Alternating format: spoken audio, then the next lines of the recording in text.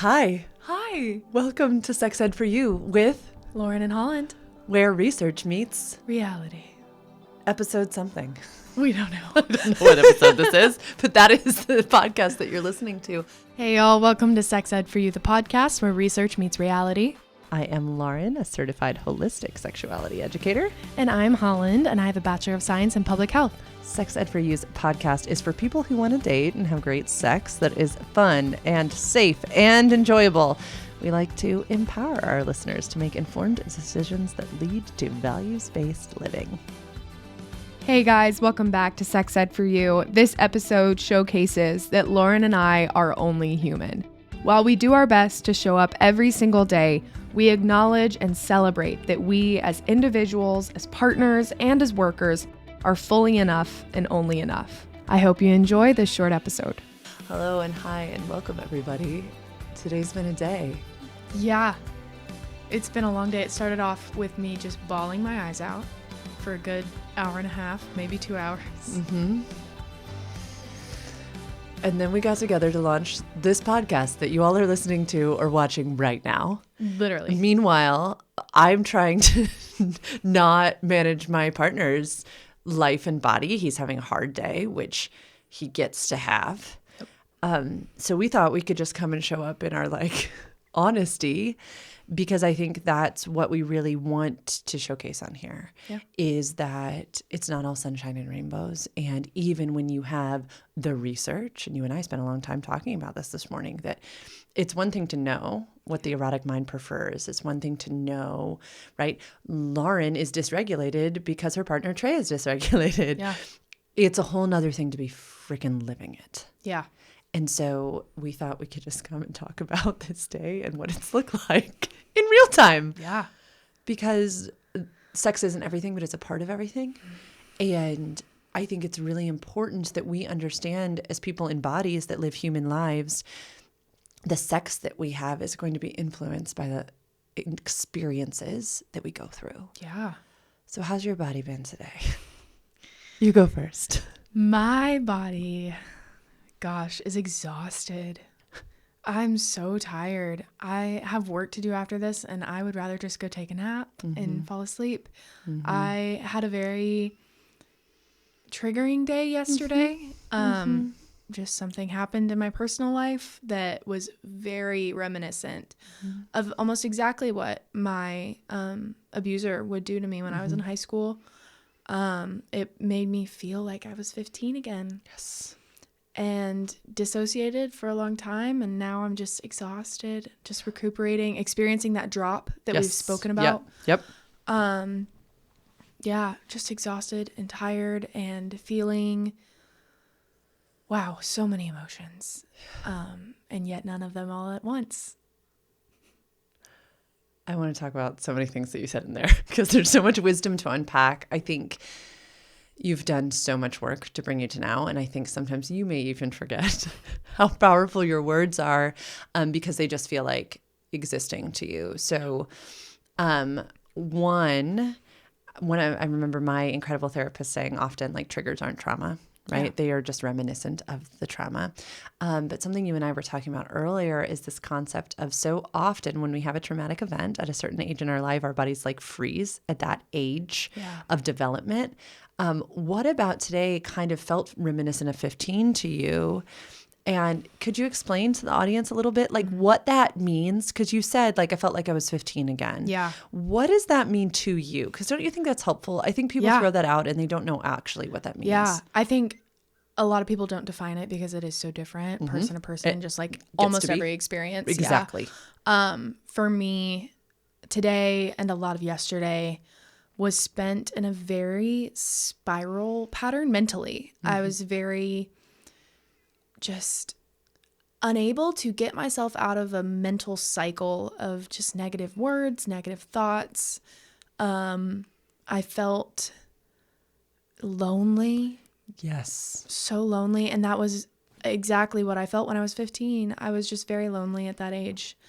And when I went through this triggering yesterday, I just felt lonely. I felt silly to a degree. Yes. Like, ugh, why haven't I worked through this? Why is this affecting me? Why, like, I'm doing the work, I've done the work, and yet I'm continuing to do it. Why is it still happening? And it just put me and my body in a place of, we're not safe again. We're doing this again. I have put myself in the same situation. Why did I do this? Just negative self-talk that seems almost unending. Thank you. Yeah. And thank you for the bravery in sharing that, because I think it, A, is so unique. You're right. But I hope that somebody listening like went, oh my goodness, I'm not alone in that, because you're exactly right. A, we connect it so often to trauma that was, felt in our body in an age of adolescence or childhood. And so the response feels almost childlike and childish. And then we are hard on ourselves for that childish response, when instead, and you and I talked about this earlier, self-compassion is the only way forward for us to start with. Oh no, self, like, right? Like, we know why this is hurting. This is hurting because this is calling back to that time. Yep. And we're not that girl now. We're not that human now. We have tools. And I'm just so immensely proud of you for using them and being truthful in the body, right? We also talked about this thing called, here's a nerdy sex educator moment, the therapeutic effect. Yeah. Okay. Do you want to explain this in your words? Because it's kind of a cool concept. You put it in your own words and then I'll jump in. I might be completely wrong. No? Tell me what you think it is. We've talked about lots. Therapeutic effect is, to my understanding, you start noticing the negative things that you're working through in your life. But I think it's more so that you're noticing them, not that they're happening more often. But then, not but then. That's exactly right. Then you're like, I'm not even making any progress. Yeah. Right? Like, I've done this work. It's everything you said. Yeah. But what we fail to realize is that that's the magic. We know now. No, we are changing. And that's a noticing that we wouldn't have had the power to do earlier. Yeah. And so, yeah, fuck that. You are. And when I learned that, it was really almost empowering for me to say, oh no, this is a step. Yeah. Yes, I am hurting right now. Yeah. And I know that I'm hurting. Whoa, right? Like, it's almost a catch-22. It almost hurts a little worse because it's like, damn it, I wish I wasn't feeling this way. I want to be better. Yeah, but that's, you described it perfectly. It's the frustration with self over what we appear, the apparent lack of growth. Yeah. But that's the joke. The growth is happening. It is. Yeah. The recognition of it is so hard. But it's a step in the right direction. Yep. You said something earlier that was really interesting and wise. And you were talking about the dichotomy of knowing what to do, but not wanting to do it. Yeah. How do you feel about talking about that a little bit? Like that dilemma in real time in your body and some of the normalizing we did together, just kind of chatting about it. Yeah. Hit us. Oh, I'm going to start to call this the podcast when Lauren asks Holland questions on the spot. Tell us. Yeah, I didn't know we were going Tell into us this. about this. I just thought it's so real. It is. It is. Because it's happening right now. Literally today and yesterday. And I want this to be where research meets reality. Yeah. It is okay to know a thing and then not want to do that thing. Yeah. Trying to think of how to explain this and how it just feels in your body. Like, I don't know. I guess the easiest and most simplistic explanation of it for me and the way I think about it is that I am almost always totally torn between my heart and my logic. My heart is so heavy. My heart is so big. I love and I am sad and I am angry to the nth degree. Emotions are me. I am my emotions. But I am also a smart woman. I am also intelligent, and I have experience, and I know things, especially about relationships and sex, which is why I'm here. So when the two clash, it's hard. When I feel so strongly about something, yet I know that I should exit the situation, or that I should make a certain decision. I drag my feet. I drag my feet because I just want to live in the good moments. I want to take the dewdrops of joy and dopamine and like this complete happiness and this emotion. I want to just take that for what it is and just run with it, rather than acknowledge that I'm accepting the dewdrops of joy, rather than searching for the bucket that someone will inevitably splash over me. And I just feel like, yeah, I let myself accept the dewdrops of joy because I'm just so emotionally connected. Yeah. There's so many things. I love talking to you so much. That's all. A theme that just kind of keeps coming up this week for clients and for you and I when we've talked is this concept of being a lover to ourselves first, right? Kind of providing for ourselves this baseline of goodness. Yeah. So that we're not out there searching and grasping for the drops. On episode 1, we told the story of some of my hilarious encounters, and those were often during my beautiful slut era because I wanted anything. Right? I was just longing for anything, and I didn't have horrible outcomes. They were fine. But they were just drops. They were, and it was so interesting as I learned to become a true lover to myself and treat myself as I would want a lover to treat me. The more and more I was just not okay accepting some of that stuff. And I think that's the era in which you're entering too. Yeah. I really do. Yeah. And that sucks a little bit. It does. Standards. Yeah. Yeah. Yeah. The catch-22 of what every woman that I know does, and definitely some men too, of dating the potential of someone. Yeah. Which, Holland, is one of the most beautiful parts about you. It's why you're here. You see the potential of sex ed for you. Yeah. Okay? And I don't know. Like, it is not the answer to blame you for being a person who sees potential in things. That is amazing. The world needs more Hollands. It is when... And so we can switch it to my story, right? Of Trey's having this hard day, and I know some of the whys behind it. And he sat down in the dining room and told us some of the whys of. He was like, "I figured it out. I am a really good partner." And I just looked over at Holland and I was like, "It's like we're having the same conversation. You and he, same things." And he was basically like, when I partner too hard, when I show up and I give everything of myself, there's not enough of me left. Yeah. Okay. I assumed that's what it was because he's a really good partner and I've seen what he's done over this past week. It has been phenomenal and expending so much energy.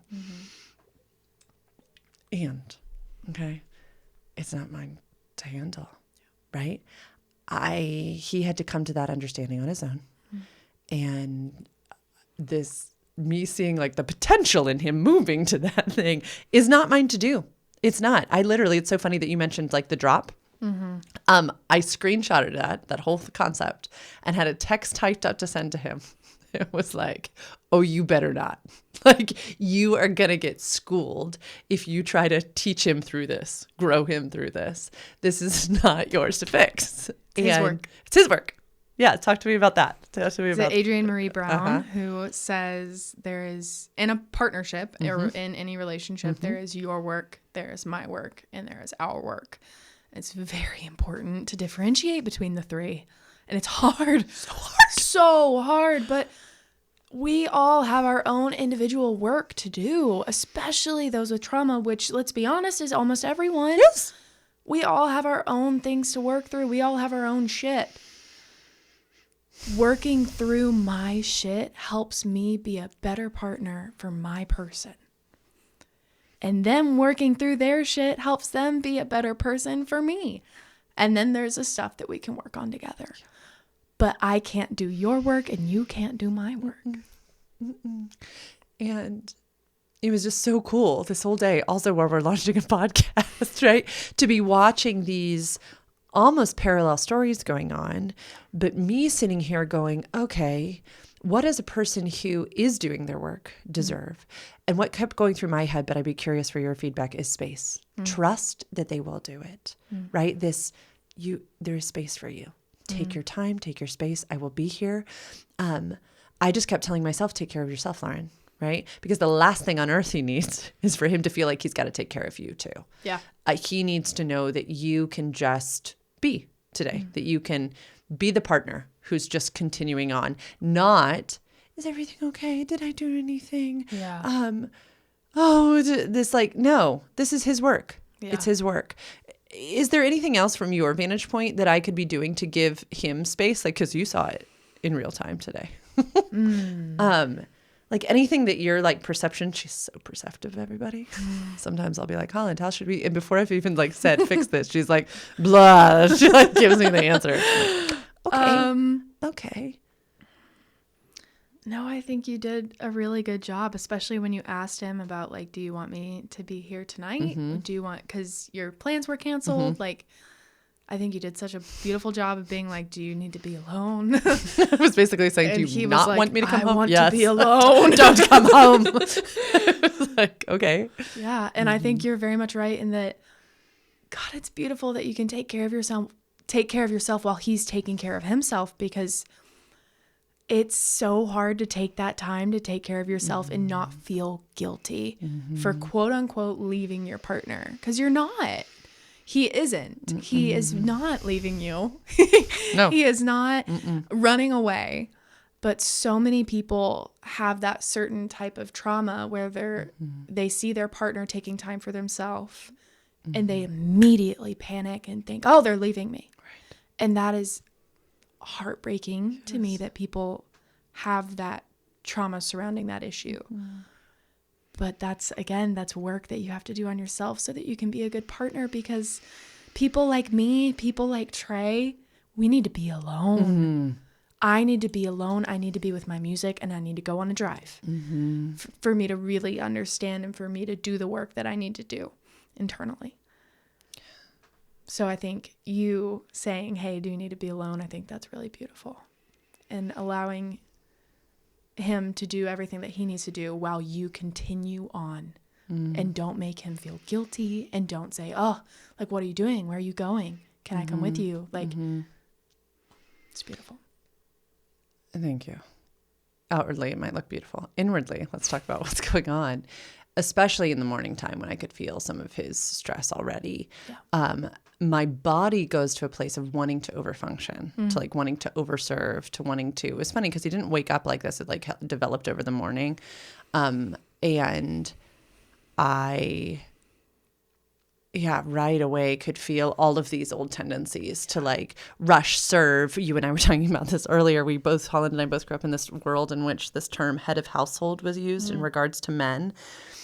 And I'll feel all my old traumas coming up of like, oh, it is, of course, my fault because I am woman. Cassandra speaks again. I take the blame. And I could see right away, we had a moment in the car where I was thinking, this is not what he needs. This is not what he needs. This is what my trauma response is like going to do. But I can't do that. Like, I can't do that. It's just, no, not that. But I felt it all morning. Like as he was like walking around the house with like headphones in, obviously like not wanting to talk to us. just fine. It's beautiful. And my outwardly, I was trying to be like, peace, calm, peace, calm. Inwardly, I'm like, yeah, like, oh no, panic and alarm, panic and alarm. And the things I would say in my head were my work, his work, our work, my work, his work, our work. This is not mine to fix. This is not mine to fix. The gift I can give, the allowance of myself. So the gift and wheel of consent work would be allowing him to take all the time he needs. That is a gift. It is a true gift, and saying, I will be right here. Yeah. Because he had not done anything unkind. He'd basically requested space to work through this and to come back to an equilibrium. There's nothing to work out. He hasn't done anything offensive.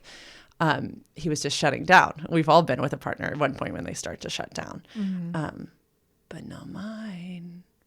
But wow, was the inside going so fast. So fast. But we're here through this now. Yeah.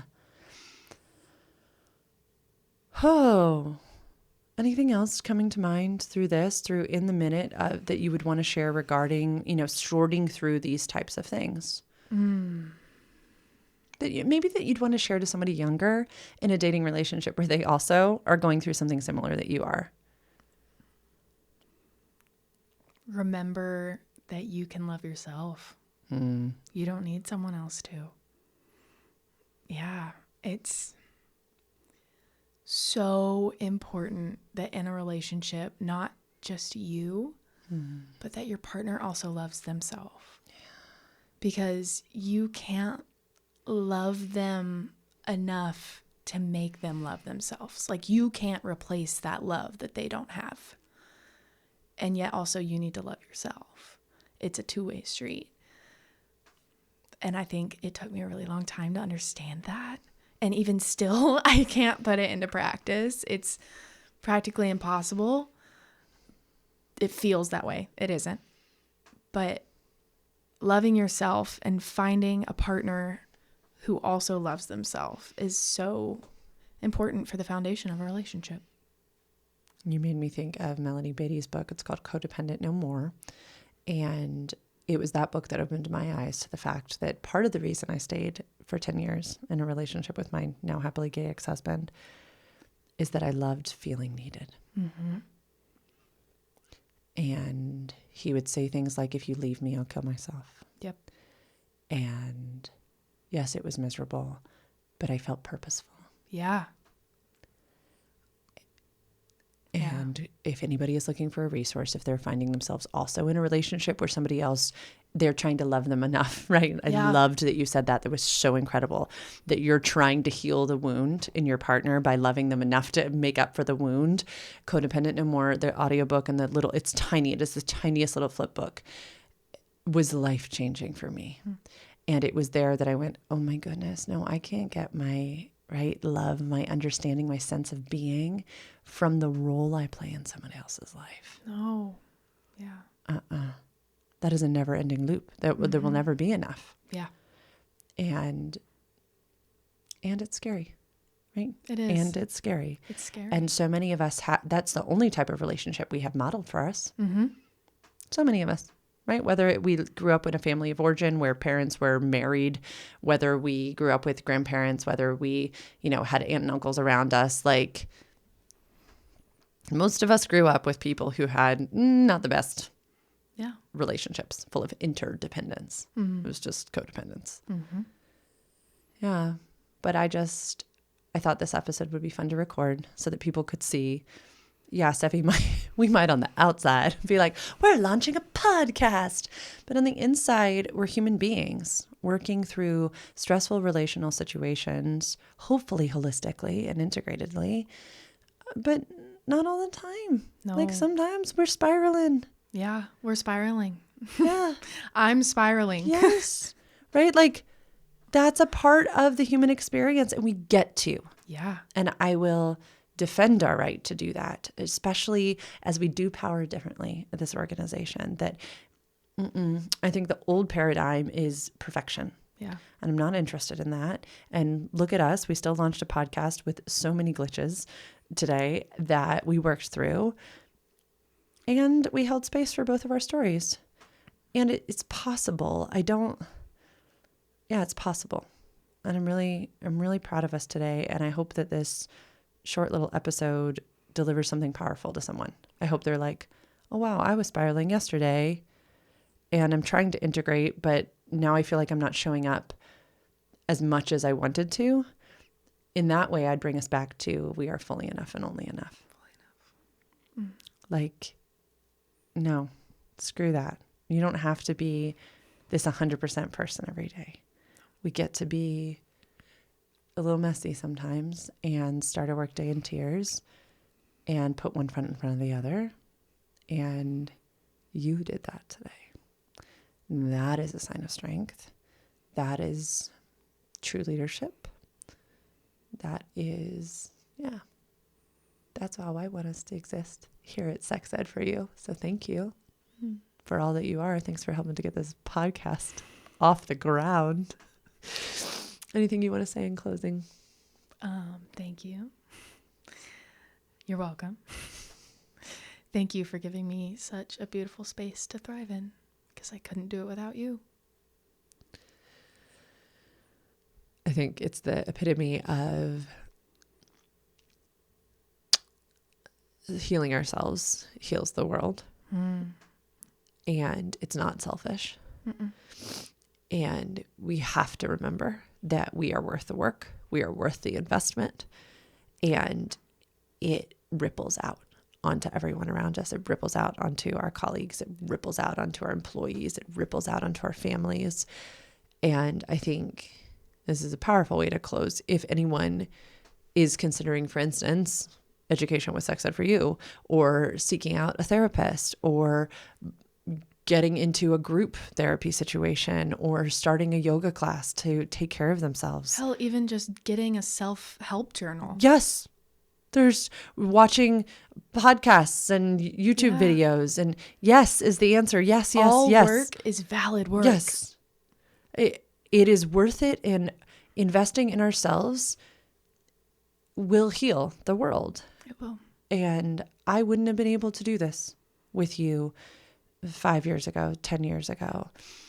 I didn't know a world in which one could show up authentically and also accomplish something just gently as themselves. And I think it feels a hell of a lot better. But yeah, thanks. I'm proud of us. We do have a monthly membership program called Hemlock. It's $10 a month. You can go to sexedforyou.com. There's a bar at the top. Just click that. It's fascinating. It's a beautiful community. It's growing. It's thriving. This month, we're reading a great book. We join on the new moon of every month and have a little book club. You get journal prompts. You get a podcast each full moon. It's a beautiful experience, and we'd love, love, love to have you there. Remember, please, that these are our decisions, our real-time thoughts. We encourage you to make your own, do your own research, and let us know how we can support you. Bye. Bye.